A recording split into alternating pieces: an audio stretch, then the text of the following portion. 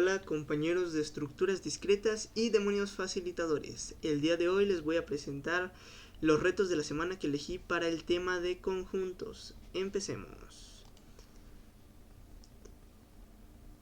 Pues bien, primeramente yo puse los objetivos de aprendizaje para saber qué, cómo, cuándo y por qué tengo que hacer las cosas. Y aquí a la derecha están mis retos de la semana. Pues bien, para empezar yo elegí el reto número 4, que dice: imagina que tienes que describir algo en tu día a día con conjuntos. Entonces, ¿qué cosas podrías describir usando conjuntos? Lo que yo podría describir son todas las plumas que tengo en una sola lapicera, o todos los plumones que hay en otra lapicera, que eso también sería otro conjunto. O también podría ser toda la ropa que hay dentro de mi armario, o todas las sudaderas que hay dentro de ese mismo armario. ¿Podrías usar las operaciones de conjuntos para alguna actividad que tenga que ver con lo que describiste? De ser así, ¿cómo las usarías? Pues bien, para el primer ejemplo, supongamos que yo tengo dos lapiceras. En la primera lapicera voy a tener solo plumas y en la segunda lapicera voy a tener solo plumones. Entonces, lo que yo quiero es poner todas las plumas y todos los plumones de esas dos lapiceras en una sola lapicera. De manera que en este caso podríamos usar la operación de unión de conjuntos para poner todos los elementos del conjunto A y todos los elementos del conjunto B en una sola lapicera. Y pues para esto, sean conjuntos A igual a tal que A son todas las plumas que hay dentro de una lapicera, y B igual a B tal que B son todos los plumones que hay dentro de una lapicera distinta a la definida anteriormente. Y como podemos observar aquí, ninguno de los elementos del conjunto A pertenece al conjunto B, ni ninguno de los elementos del conjunto B pertenece al conjunto A. Entonces, lo que hacemos para unir estos dos conjuntos es la operación de unión de conjuntos entre A y B, de manera que todos los elementos del conjunto A y todos los elementos del conjunto B se puedan poner en un solo lugar, o sea, en este caso en una nueva lapicera. Otra forma en la que podría usar las operaciones de conjuntos es, por ejemplo, cuando quiero separar a todas las sudaderas de toda la ropa que hay en mi armario, para así ponerlas en un mueble distinto. Y pues aquí se podría usar la diferencia de conjuntos, ya que lo que quiero es separar a todos los elementos de un conjunto de otro conjunto, de manera que solo queden los elementos particulares de este conjunto. Y como el conjunto de las sudaderas comparte elementos con el conjunto de toda la ropa que hay en mi armario, ya que solo queremos quitar las sudaderas, entonces vamos a quitar todo lo demás del conjunto y solo nos vamos a quedar con las sudaderas, que ese es el objetivo que buscamos. Entonces, sean conjuntos C igual a C tal que C es el conjunto de toda la ropa que hay en mi armario, y D tal que D es el conjunto de sudaderas que hay en mi armario. Entonces aquí hacemos la operación de conjuntos, que serían los elementos de D menos todos los elementos de C, y pues nada más nos quedarían las sudaderas, que son todos los elementos que contiene D. Pues bien, ¿te conviene usar la definición por comprensión o por extensión? La verdad me conviene usar la definición por comprensión, ya que definir a cada uno de los elementos que hay en cada uno de los conjuntos que escogí pues sería un poco difícil, ya que tienen como un montón de características dentro de cada elemento. Entonces es más fácil definirlo por un concepto que elemento a elemento. Reto número 6 dice: considera la siguiente definición del conjunto A igual a 2, 4, 6, 8, 10 y así hasta el infinito. A. Describe qué elementos pertenecen al conjunto A. Pues los elementos que pertenecen al conjunto A tienen la característica de ser números pares y ser mayores a 0. B. Responde. ¿El conjunto A se describió por extensión? En este caso sí, ya que se fue definiendo elemento a elemento, y aunque el conjunto sea infinito, estos tres puntitos denotan que pues el conjunto sigue y sigue y sigue. Y pues ya que aquí tenemos los elementos como principales, podemos entender de qué se trata este conjunto. Y C. Define un conjunto B tal que A va a ser igual a B usando el otro tipo de definición.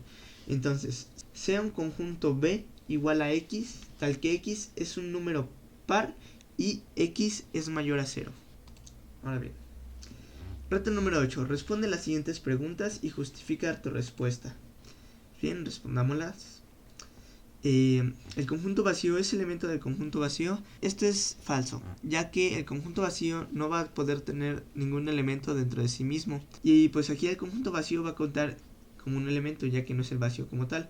Y aquí podemos ver cómo este diagrama de Venn está mal, ya que pues el conjunto vacío no va a contar con ningún elemento. Y aquí podemos ver el elemento llamado conjunto vacío. Ahora, el conjunto vacío es subconjunto del conjunto vacío. Esto es verdad, ya que el conjunto vacío va a ser subconjunto de todos los conjuntos, incluso de sí mismo.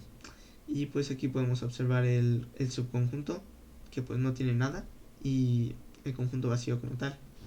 El conjunto vacío va a ser subconjunto del conjunto que contiene el conjunto vacío. Esto es verdad, ya que como habíamos dicho anteriormente, el conjunto vacío va a ser subconjunto de todos los conjuntos, sin importar cuál sea. Ahora, el conjunto vacío va a ser elemento del conjunto que contiene el elemento del conjunto vacío. Esto es verdad, por el simple hecho de que pues aquí mismo se define que el conjunto vacío va a ser elemento del conjunto que contiene al conjunto vacío. Y pues aquí podemos ver el diagrama de Venn. Ahora, el reto 9 consiste básicamente en revisar con cuidado la siguiente reflexión de Bertrand Russell, la cual me gustaría explicar personalmente. Antes que nada, tengo que decir que todos los conjuntos se dividían solamente en dos, en aquellos que se podían contener a sí mismos y en aquellos que no se podían contener a sí mismos. Pues bien, la paradoja de Russell principalmente consiste en preguntarnos si el conjunto que contiene a todos los conjuntos que no pueden ser elementos de sí mismos se puede contener a sí mismo o no se puede contener a sí mismo. Pues bien, para esto supondremos que el conjunto sí puede ser elemento de sí mismo. Aquí podemos ver en un diagrama de Venn que el conjunto es elemento de sí mismo, pero para que sea elemento de sí mismo tiene que cumplir con las características del conjunto en sí. Y aquí dice que la característica de los elementos de este conjunto es que no pueden ser elementos de sí mismos. Entonces no podría ser un elemento de sí mismo. Entonces lo sacamos. Y bien, ahora que ya no es un elemento de sí mismo, ahora sí cumple con la característica para ser elemento de sí mismo. Entonces, ¿qué es lo que está pasando aquí? Pues bien, lo que pasa es una contradicción o una anomalía que dice que A va a ser elemento de A si y solo si A no es elemento de A. Este reto consiste básicamente en dar una definición de conjunto en donde no haya cabida para este tipo de anomalías. Y después de esto tengo que comparar la definición que hice con el axioma de separación de Zermelo y con la teoría de tipos de Russell. La definición que yo hice fue la de un conjunto es una colección de elementos que tiene una o varias características en común, y el cual puede ser o no ser un elemento de sí mismo, con la condición de que no sea ambos. Pues bien, ahora que ya comparé el axioma de separación de Zermelo y la teoría de tipos de Russell, la que más se parece a mi definición es el axioma de separación de Zermelo, ya que mi idea como tal era la de excluir todos los conjuntos que contaran con la propiedad de A es elemento de A si y solo si A no es elemento de A. Lo que no sabía era cómo hacer esto, pero Zermelo sí que lo sabía. Pues bien, Zermelo lo que proponía era dividir un conjunto X en dos.